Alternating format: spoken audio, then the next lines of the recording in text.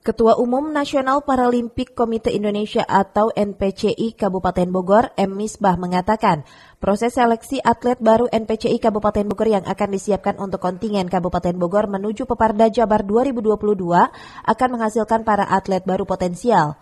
Meski seleksi ini baru berjalan 1 pekan, ada beberapa calon atlet yang mempunyai talenta yang hebat dari semua cabang olahraga.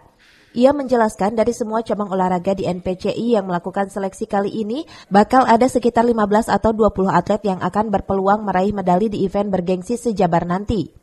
Tahapan seleksi ini masih akan terus berlanjut hingga 3 minggu ke depan di beberapa venue dari masing-masing cabur. Sebelumnya tahapan seleksi untuk gelombang pertama ini diikuti sekitar 90 atlet untuk semua cabur. Setelah pekan kedua ini ada perkembangan di setiap cabur, terutama cabur-cabur terukur, yaitu atletik, renang, dan menembak, berikut itu panahan juga.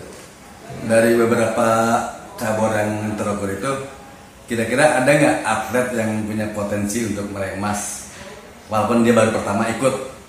Insya Allah ada. Ada. Kira-kira kisaran berapa persen nih Pak? Ya kisaran antara 15-20%. 15-20 atlet?